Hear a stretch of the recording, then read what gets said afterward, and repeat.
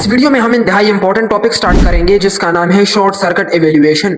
तो short circuit evaluation को पहले हम अच्छी तरीके से समझेंगे, फिर उसके बाद इसको प्रैक्टिकली देखेंगे। लेकिन इससे पहले मैं आपको एक बात बताऊंगा, अगर आपने इससे पहली वीडियो नहीं देखी तो उसको जरूर देखें। उस वीडियो का लिंक मैं आपको डिस्क्रिप्शन के अंदर दे दूंगा। उस वीडियो में हमने फाल्सी वैल्यूज को डिस्कस किया था डिटेल के साथ और ट्रूथी वैल्यूज को भी देखा था।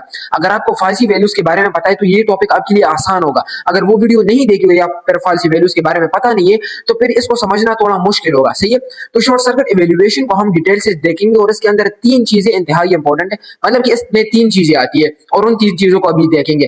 तो मैं जल्दी से वीएस कोड खोलता हूं और उसमें हम इन तीनों को देखते हैं कि ये क्या होता है। तो मैंने वीएस कोड खोल दिया और वही तीन जो शॉर्ट सर्किट के अंदर चीजें आती है, वो ऑपरेटर्स आते हैं, वो मैं आपको जल्दी से बता देता हूं। वो क्या होते हैं? सबसे पहले आपने देखा भी होगा लॉजिकल ऑपरेटर के अंदर ये और आता है, ठीक है, इसके साथ मैं लिख भी देता हूं और, ठीक है। और एक दूसरा होता है एंड, ये एंड भी आता है, ये एंड ऑपरेटर भी आता है। और एक और होता है जो शायद आपके लिए नया हो, अगर आपने पहले नहीं पढ़ा, मुझे लगता है शायद आपके लिए नया होगा। उसका नाम होता है नेलिश कोइल्सिंग ऑपरेटर। चीज छोटी है लेकिन नाम बहुत बड़ा है। इसका नाम होता है नेलिश कोइल्सिंग ऑपरेटर। ये जो आपको दिख रहा है ना, ये question mark, double question mark, इसको बोलते हैं नेलिश कोइल्सिंग ऑपरेटर। इसी को भी डिटेल से जानेंगे। तो अगर आपने ये अभी से सीख लिया तो आपके लिए काफी फायदा देगा बाद में। तो अभी से इसको देखते हैं कि ये क्या होता है। तो सबसे पहले समझेंगे और को। ये और ऑपरेटर क्या होता है, इसका इधर क्या काम होता है। तो मैं छोटा सा एक्सप्रेशन लिखता हूँ, एक वेरिएबल बनाता हूँ। मैं इधर बना दूंगा रिजल्ट नाम का वेरिएबल, और इस वेरिएबल में मैं क्या कर लूंगा कि एक चीज डाल दूंगा। लाइक मैंने इधर डाल दिया फाल्स, मैंने फाल्स लिख दिया। फिर मैंने और लिख दिया और लिख के इधर में कोई एक्सप्रेशन लाइक मैंने साकिब डाल दिया। तो अब देखें मुझे क्या मिलेगा। मैं जब कंसोल करूंगा रिजल्ट को, तो मुझे तो पता है या आपको भी पता होगा कि उधर मुझे मिलेगा साकिब। बट इस पर जाने से पहले मैं एक चीज भूल गया जो अभी मैं बताऊंगा। ये जो मैंने आपको बोला कि शॉर्ट सर्किट एवेल्युएशन, ये एवेल्युएशन शॉर्ट सर्किट, इसका क्या मतलब है ये मैं बताने वाला था बट मेरे जहन से निकल गया।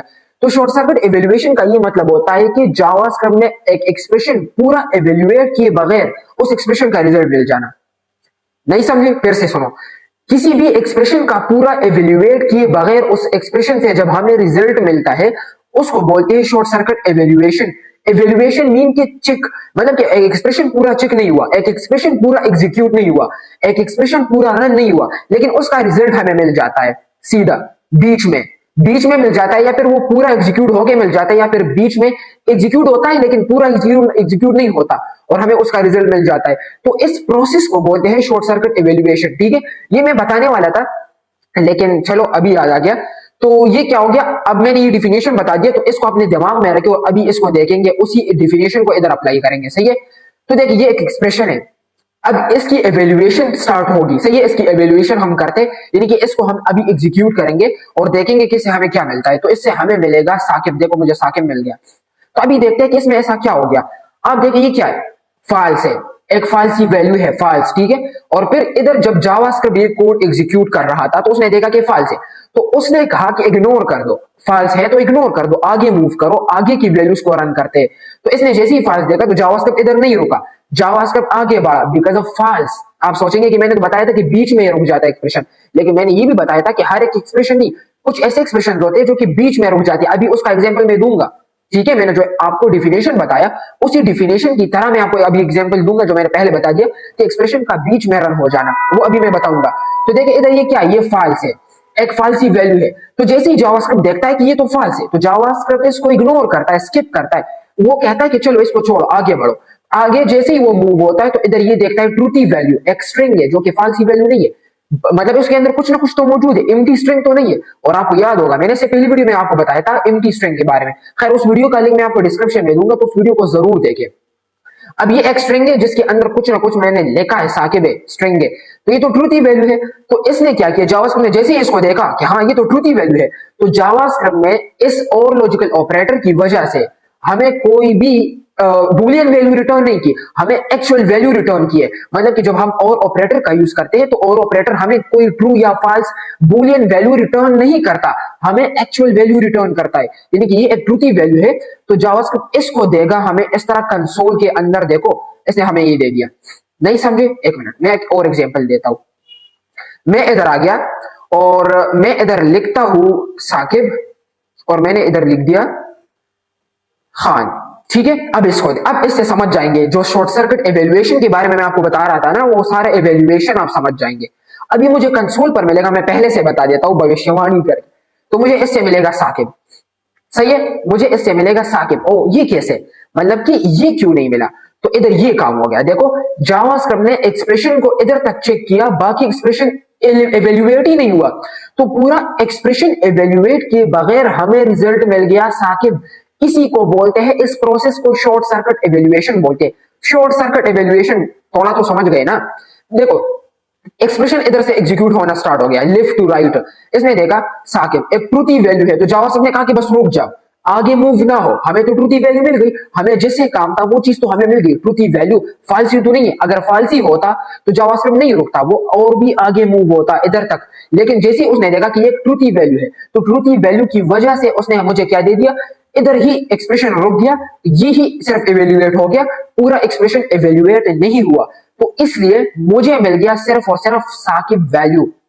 पूरा एक्सप्रेशन इवेल्युएट नहीं हुआ, बीच तक इवेल्युएट हो गया, बाकी नहीं हुआ। इसी को शॉर्ट सर्किट इवेल्युएशन बोलते हो, इसी मुझे साकिब मिल गया। अब साकिब क्यों मिल गया? क्योंकि ये ट्रूथी वैल्यू है। तो जावास्क्रिप्ट जब आप ये यूज करते हैं ना, ये और ऑपरेटर बीच में इस तरह से वैल्यूज के, तो इधर जावास्क्रिप्ट ये काम करता है कि अगर इसको सबसे पहले ट्रूथी वैल्यू मिलती है तो ये उधर ही रुक जाता है कोड।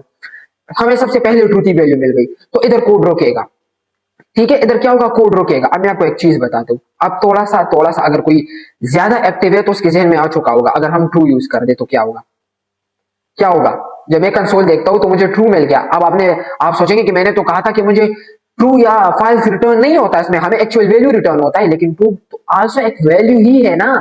देखो अब वो बात अलग थी जो मैंने उधर बताई थी, वो अब ये अलग कंडीशन है, ये अलग, मतलब कि उसके साथ जो मैं उधर बात कर रहा था ट्रू और फाल्स की, वो उसके साथ था। अब इधर ट्रू की जो बात आ गई, अब ये कुछ इस तरह आई है कि इस ट्रू का मिलना जरूरी है।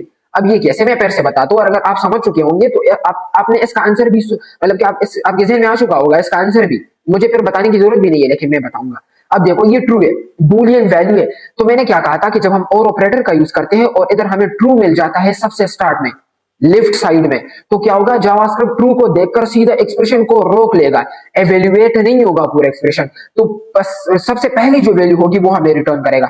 तो सबसे ट्रूथी वैल्यू जो सबसे पहली वैल्यू होगी वो हमें रिटर्न होकर मिल जाएगी, और वो क्या है, ट्रू है इस केस में। अगर मैं इसको भी फाल्स कर दूं, अब बहुत डिफरेंट तरह के क्वेश्चन जहन में आते हैं ना। तो देखो मैंने दोनों साथ फाल्स लिख दिए, तो मुझे क्या मिलेगा, क्या कुछ भी नहीं मिलेगा। आई भाई इसको देखे, मैंने दोनों साइड फाल्स लिख दिए, तो ये भी फाल्स है, ये भी फाल्स है। तो जावास्क्रिप्ट क्या, अब इधर तो आप थोड़ा सा कंफ्यूज हो सकते हैं अगर प्रोसेस नहीं समझे, अगर प्रोसेस समझे तो फिर आप कंफ्यूज नहीं होंगे। तो मुझे इधर मिलेगा फाल्स। अब फाल्स कैसे मिल गया? फाल्स इसलिए मिलेगा क्योंकि जावास्क्रिप्ट के अंदर कोई गुंजाइश, मतलब जावास्क्रिप्ट के पास कोई ऑप्शन ही नहीं था, रिटर्न क्या करूं वो ये सोच रहा था। तो फिर उसने कहा कि फाल्स के अलावा मेरे पास कोई दूसरा चारा है ही नहीं रिटर्न करने का, अगर इस साइड में देखूं तो फाल्स है। तो उसने कहा कि चलो आगे मूव करो, आगे की वैल्यूज को देखते। तो उसने आगे मूव किया, इसको देखा कि हाँ ये तो फाल्स है, तो ये भी फाल्स है। वो सोच रहा है कि इधर भी फाल्स है, तो मैं तो इसी वजह से आगे मूव हो गया, इधर भी फाल्स है, तो अब क्या करूं। तो उसने ये कहा कि चलो फाल्स ही रिटर्न कर देते, तो इसलिए मुझे फाल्स मिल गया।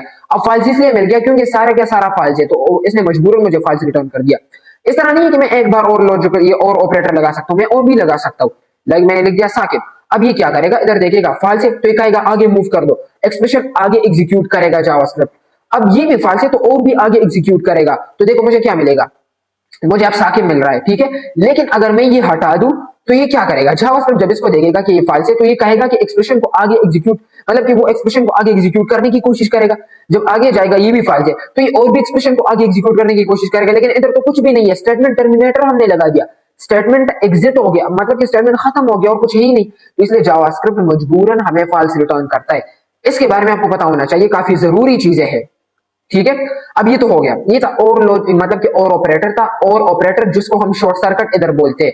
अब ये और ऑपरेटर तो हो गया, अब बात आती है एंड ऑपरेटर की। एंड ऑपरेटर कैसा होता है, वो इससे थोड़ा डिफरेंट होता है, और वो तो आपको पता ही है कि डिफरेंट होता ही है। लेकिन अभी इसको समझते हैं कि इसमें क्या क्या ऐसा होता है। तो मैंने लिख दिया ट्रू, मैंने लिख दिया एंड, और इस शॉर्ट सर्किट का आप यूज करेंगे भी आगे, रिएक्ट में भी इसका यूज होता है ज्यादातर। मैंने लिख दिया साकिब। अब इसमें क्या होगा, अब आप सोचेंगे ना, आप सोचेंगे कि मुझे ट्रू मिल रहा है, अगर हम और लॉजिकल ऑपरेटर की केस में देखें तो मुझे क्या मिलता था, अगर मैं इधर ट्रू लगाता और इधर ये लगाता तो मुझे ट्रू मिलता ना, अगर और के केस में देखो मुझे ट्रू मिल गया। बट एंड ऑपरेटर के केस में ये नहीं होता, एंड ऑपरेटर के केस में नहीं होता। वो क्या करता है, अपने राइट साइड को लेफ्ट साइड के डिपेंडेंट बनाता है। मतलब क्या, ये देखता है कि अगर अपने राइट साइड को लिफ्ट, मैंने इसको लिफ्ट बोला था, शायद मैंने लिफ्ट बोला था, ठीक है। ये लेफ्ट साइड है ना, अगर लेफ्ट के अंदर ट्रू मौजूद है तो राइट चलेगा।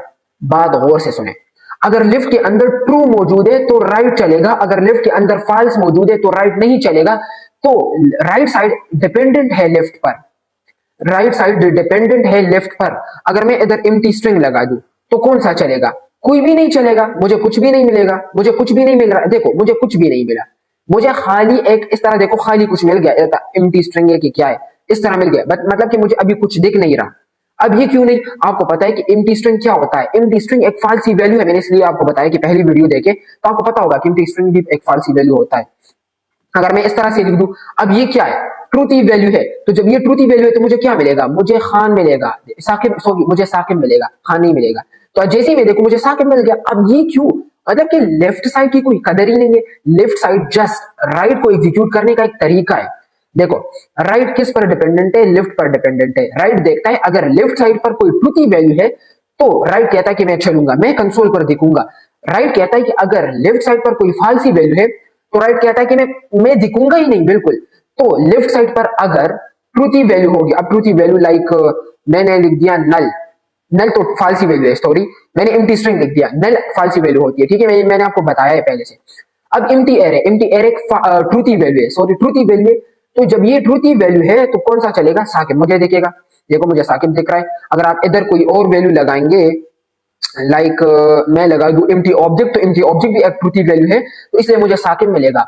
तो इससे क्या हुआ कि राइट साइड क्या करता है, वो लेफ्ट साइड को देखता है। अगर लेफ्ट साइड में ट्रूथी वैल्यू है तो राइट चलेगा, अगर लेफ्ट साइड में कोई फाल्सी वैल्यू है तो फिर राइट नहीं चलेगा। राइट साइड डिपेंडेंट है लेफ्ट के, ये बात, ये छोटी सी बात है। राइट साइड चलेगा तब जब लेफ्ट साइड में कोई ट्रूथी वैल्यू होगी, राइट साइड नहीं चलेगा जब कोई लेफ्ट साइड में फाल्सी वैल्यू होगी। अब नहीं चलेगा क्यों, अब मुझे अब देखे देखे, अब इधर ये क्या हो गया, ये ट्रूथी वैल्यू, ये तो फाल्सी वैल्यू, जाहिर है कि फाल्सी वैल्यू है, मैंने इधर फाल्स लिख दिया तो ये भी नहीं चलेगा। लेकिन मुझे मिल गया कंसोल पर फाल्स। अब इसका क्या रीजन है, मतलब कि देखो इधर तो हमने वो भी लिखा था, अगर मैं लिख दूं एक और चीज नल लिख दूं, नल, अब मुझे क्या मिलेगा, मैंने नल लिख दिया तो मुझे कंसोल पर नल मिलेगा। देखो मुझे नल मिलेगा। अगर मैं इधर अनडिफाइंड लिख दूं, अनडिफाइंड, तो मुझे कंसोल पर क्या मिलेगा, मुझे अनडिफाइंड मिलेगा। तो ये मुझे एज इट इज मिलते हैं। मतलब कि अगर आपने इधर कोई फाल्सी वैल्यू, जैसे कि मैंने एम्प्टी स्ट्रिंग लिखा था, देखो अब मुझे क्या मिलेगा, मुझे कंसोल पर एम्प्टी स्ट्रिंग देखने को मिलेगा। अब आप सोचेंगे कि मुझे तो कुछ भी नहीं दिख रहा, दिख रहा है, आपको नहीं दिख रहा, पहले भी दिखा था, मैंने आपको बताया था कि कुछ भी नहीं दिख रहा, लेकिन कुछ ना कुछ दिख रहा है इधर। अब ये क्या दिख रहा है, 8 नंबर लाइन पर देखो, 8 नंबर इधर देखिए, इधर इस पर 8 नंबर लाइन पर मौजूद है एक एम्प्टी स्ट्रिंग, कोई देखे 8 नंबर लाइन पर क्या है, कंसोल कर रहे हैं हम रिजल्ट को, तो 8 नंबर लाइन पर रिजल्ट के अंदर क्या है, एम्प्टी स्ट्रिंग है। तो ये एक फाल्सी वैल्यू है, तो फाल्सी वैल्यू की वजह से आगे कोड एग्जीक्यूट नहीं होगा, क्योंकि इधर लेफ्ट में फाल्सी वैल्यू है तो राइट एग्जीक्यूट नहीं होगा, बल्कि लेफ्ट वाला ही हमें मिलेगा। मतलब कि अगर मैंने फाल्स लिख दिया तो राइट एग्जीक्यूट नहीं होगा, बल्कि लेफ्ट वाला ही हमें मिलेगा। राइट डिपेंडेंट है लेफ्ट पर, तो मुझे फाल्स ही मिलेगा। देखो समझ गए, बिल्कुल सिंपल था। और भी हो गया, चलो मैं इधर टिक कर देता हूं, और भी हो गया और एंड भी हो गया, और अभी बाकी है नेलिश कोएल्सिंग ऑपरेटर। इसको सीखना आपने अच्छी तरह से सीखना है, सही है, ताकि बाद में कंफ्यूजन ना हो। ये नेलिश कोएल्सिंग ऑपरेटर क्या होता है, नेलिश कोएल्सिंग ऑपरेटर, प्रोनाउंसिएशन सही तरह से करें, फर्स्ट टाइम पर थोड़ा अजीब लगता है ये क्या है, लेकिन समझ जाएंगे फिर।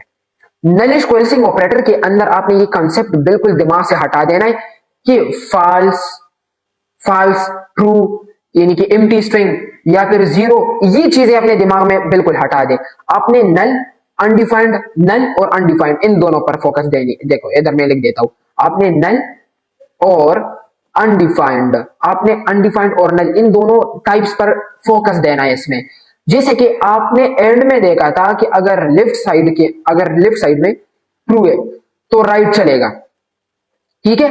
तो इसी तरह से नेलिश कोएल्सिंग ऑपरेटर के अंदर अगर लेफ्ट साइड के में नल है या फिर लेफ्ट साइड में अनडिफाइंड है तो राइट चलेगा।